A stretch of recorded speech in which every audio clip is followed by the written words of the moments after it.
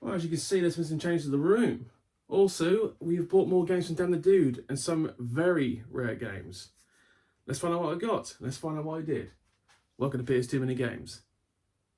PS Too Many Games.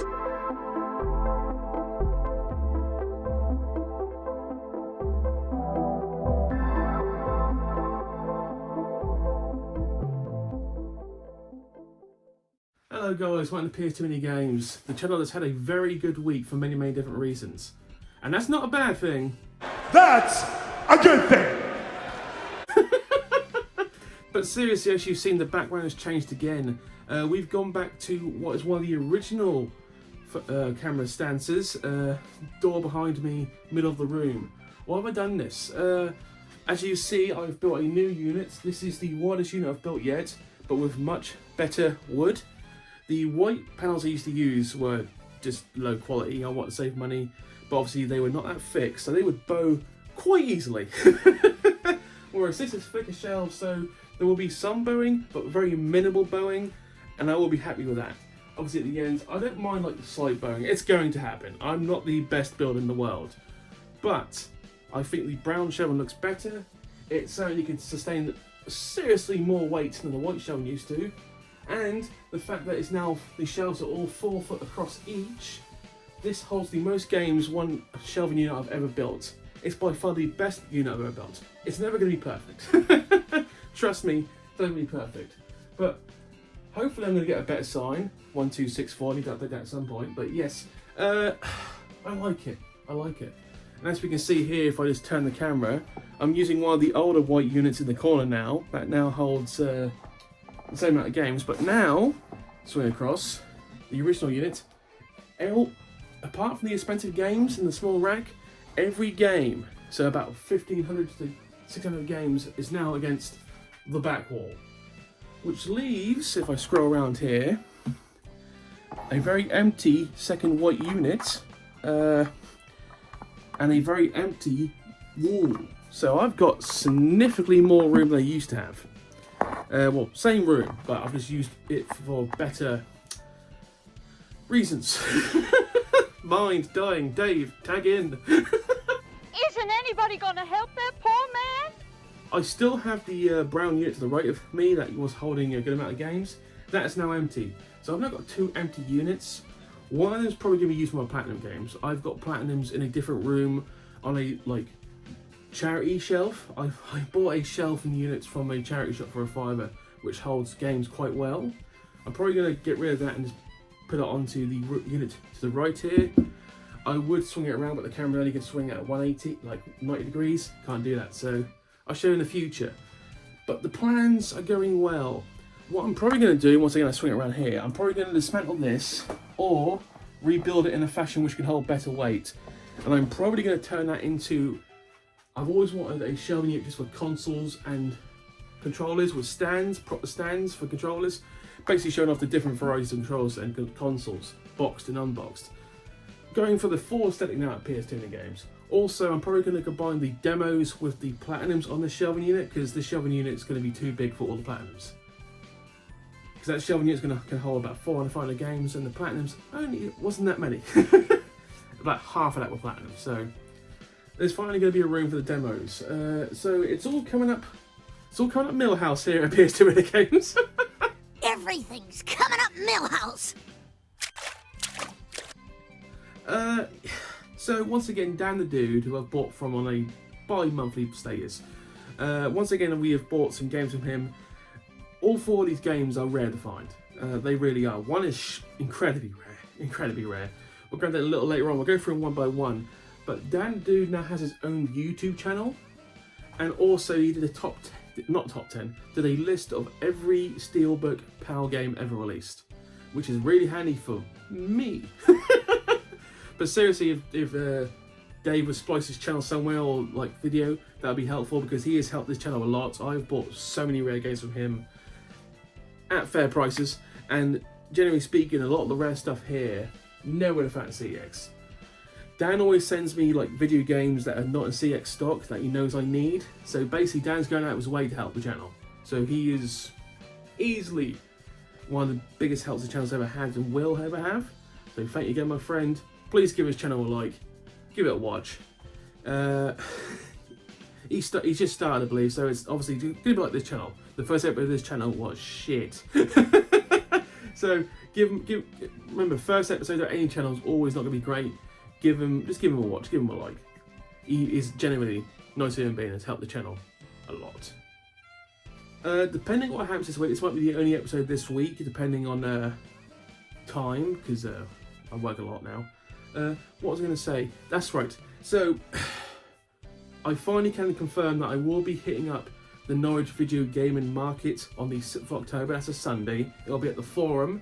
For those who don't know, the Forum is a large building. That's where they film BBC Lucky's programmes. That's also got where the library is and a couple of shops.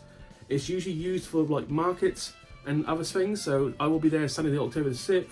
Hopefully find some rare stuff, because hopefully it'll be a good place to go.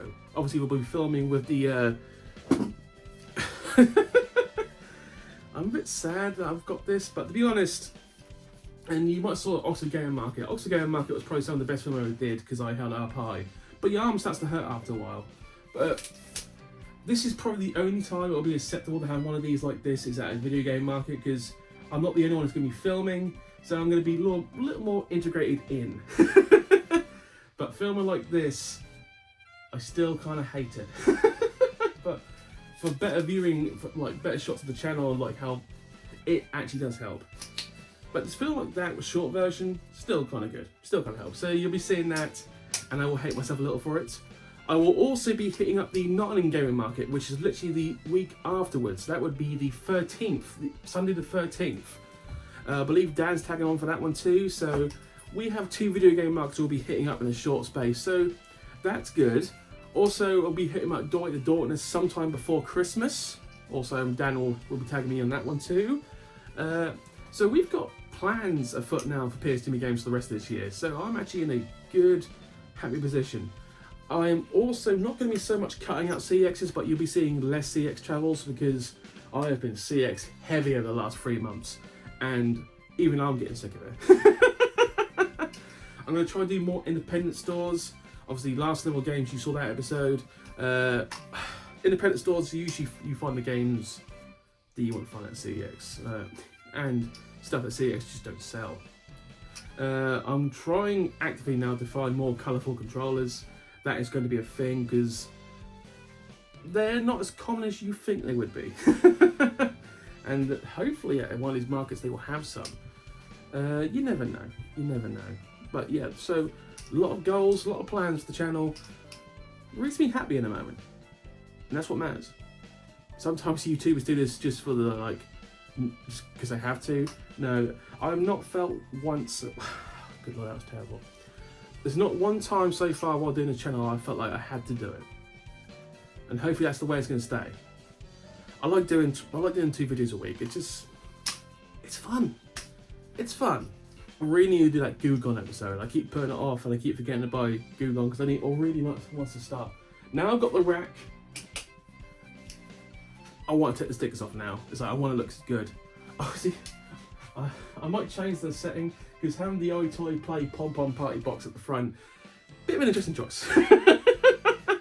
I mean, the DJ Hero fits, because it's literally colour thrown at your face. But maybe the Pom Pom, maybe we're going to change that. I'm going to put down the selfie stick right now, because I'm wiggling it around too much. Anyway, we're going to throw a commercial in right now. Dave will choose this. Commercial or wrestling promo, Dave will go for it, I don't care. And I will see on the other side, we'll go through the 4 games we bought from Dan the Dude, all of them either rare or incredibly rare, in my opinion. See what we got on the other side.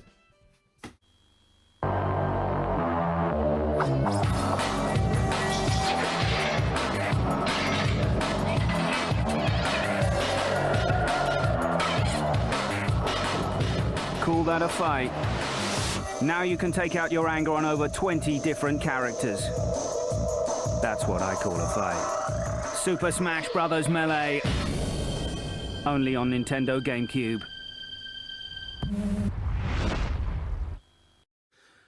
Welcome back. So, here's the true story. Dan the Do has set the 2 rarest games aside for me for about a month, until obviously I got some monies.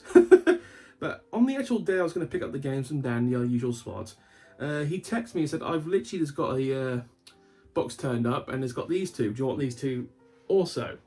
And I looked at them and was like, yes, I'll take them. I'll take them. So we got 2 games extra that was not planned. Literally of day of purchase. So that's handy. And we'll go into why these are not common games. Well, actually, it's strange. The first 2 are common games, but not in the form we bought them in, if you understand. So anyway, we're going to go for the first one. So this is actually a reasonably common game over in Great Britain. It's very easy to find, but not in this form. For my understanding, for some strange reason, only Australia got this form of the game, but the Steelbook, SmackDown vs. Raw 2006, this is a very common game over here, but the Steelbook, I understand we did not get. This is an Australian exclusive, I could be wrong, or it's a case of it was in America, but only Australia, only the PAL region, Australia got it in the PAL region, that kind of thing. I could be wrong about that, because I have never seen a Steelbook for this game, ever. And I've been reliably told by Dan to do that this is just an Australian exclusive. By the way, that is supposed to be like that. That's the way it's supposed to look. Obviously, Australia, very famous for their censorship. A lot of games got censored in Australia or just never got released in Australia because they thought it was just outspoken. I mean, I understand they're very cautious in Australia, but well, no, actually, no. I always thought Australia like pushed the envelope, but no. When it comes to computer games, they're the complete opposite. They like hold back more than most countries do.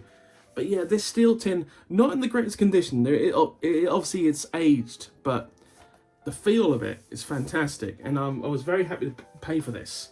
So, Steelbook achieved. Thumbs up. So what's better than 1 Australian Steelbook? 2 Australian Steelbooks. SmackDown vs. Raw 2007. Once again, Australian PAL exclusive, I've been reliably told. This one, once again, probably not as good as condition as the first one, but obviously it's going to age. Steel and rust. Rust isn't the greatest thing that's going to happen to you. But to be honest, in patches where it looks like it's rusted, you can still see it and it feels more authentic. I know it's not supposed to be that way, but once again, I like it. And I was like, I'll take it. I will happily have this. I think it looks better. Looks more real. The only thing I can clean is this bit here. There's a sticker here. I got to wipe that off. But very happy to get this again because, once again, not British. Cannot find us in Britain apparently. So very happy to have this. Thank you once again, Dan. That is greatly appreciated. I don't know why Steelbook is just better. I don't know why. So those are the 2 games that turn up on the day. So I had to buy those. These are 2 games I had set aside for quite a while. Now, for those of you who've been watching the last month and a half, I did mention that there was one game I've been looking for quite a while. It's not a horrifically expensive game, but it's a rare game. It's incredibly hard to find. And as I understand it, it wasn't in stock in CEX as of time of recording.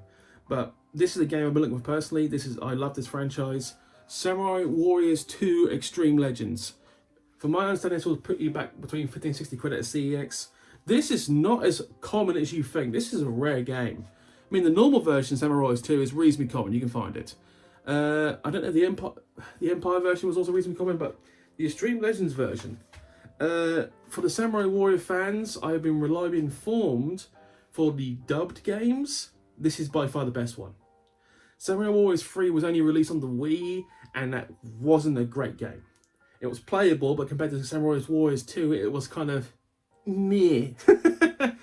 And by the time Samurai Warriors 4 turned up, there was no dub. It was just Japanese sub only, which I'll happily play. Samurai Warriors 4, by the way, they're good games. The best Samurai Warriors game is Samurai Warriors Spirits of Sanada. That came out about 4 or 5 years ago. Phenomenal game. Phenomenal game. Just saying it right now. But the best dub version is this version. I will be playing it to its heart's content. What's the Extreme Legends version? Basically, it's added a few extra characters. Basically, it's a expanded version of the original game. Very, very happy to have it.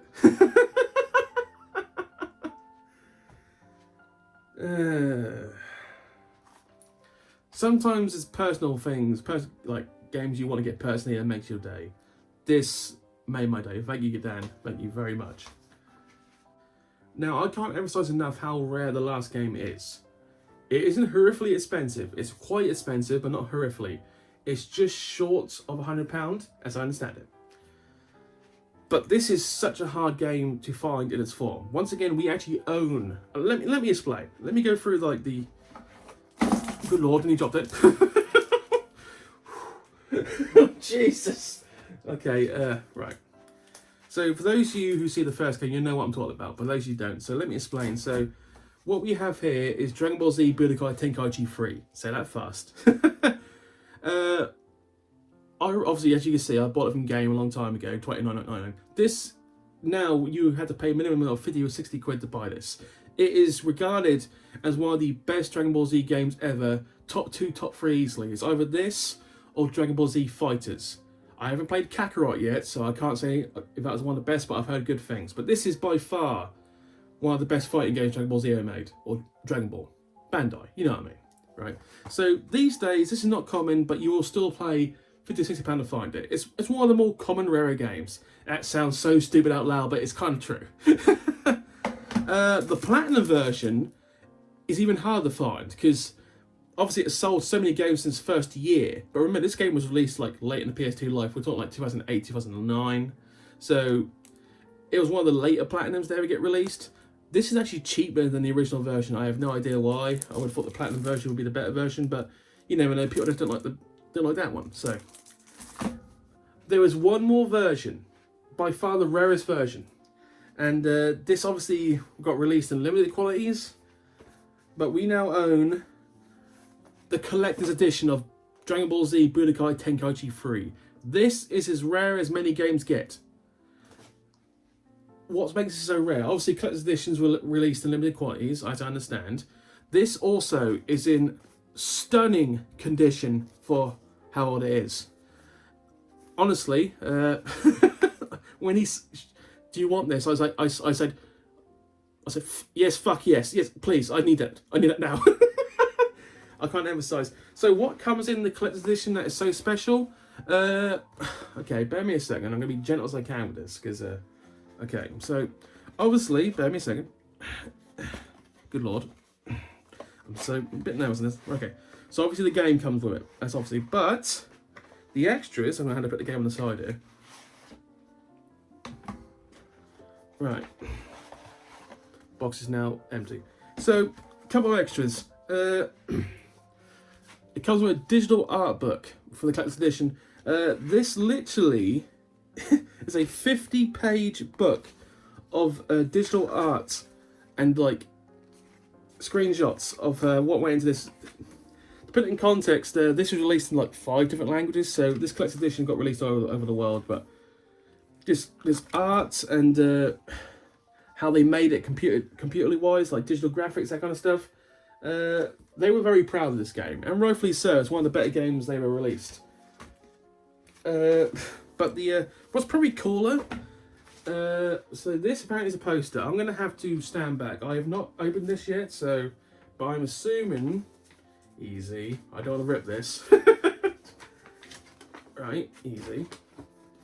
Now, Dragon Ball Z Budokai Tenkaichi 3 had quite a large roster of characters you can actually play as.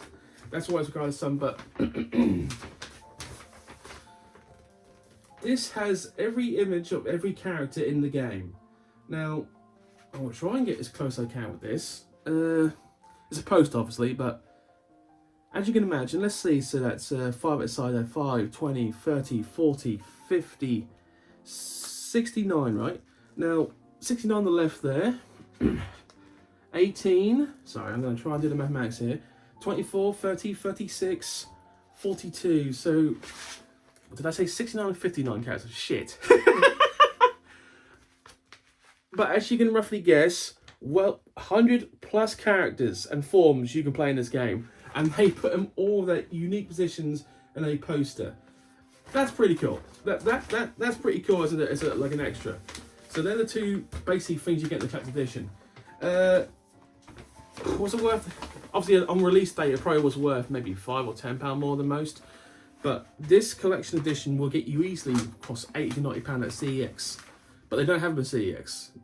This was literally one of those games that you can't get in any CEX. It's not common, it's that rare.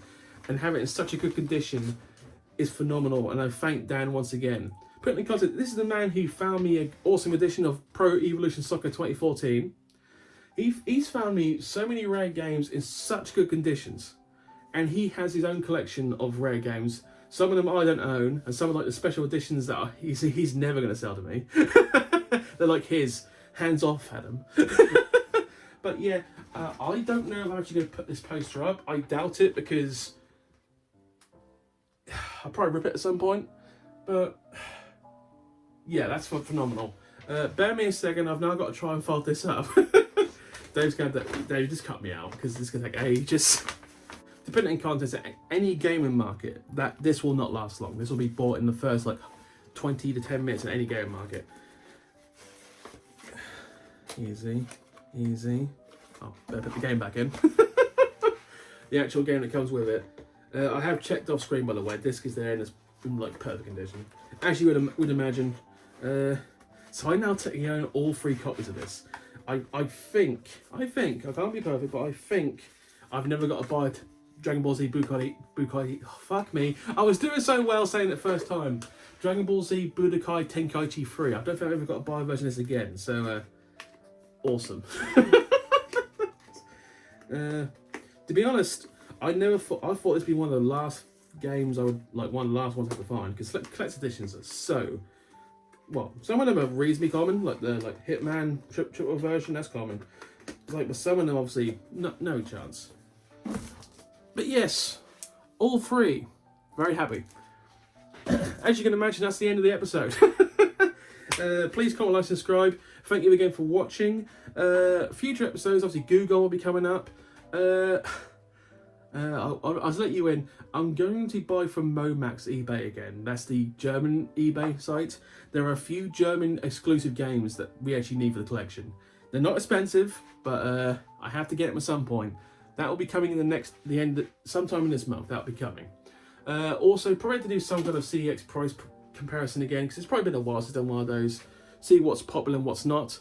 Obviously, Rule of Rose is coming down in price drastically. For those who don't know, they found a lot of sealed Rule of Rose Italian copies out of nowhere, and they're selling on eBay left, right, and centre. So anyone the last 3 months who bought from CEX for £500, I'm sorry, but yeah, you can get a sealed version, Italian version, for between 200 and 250.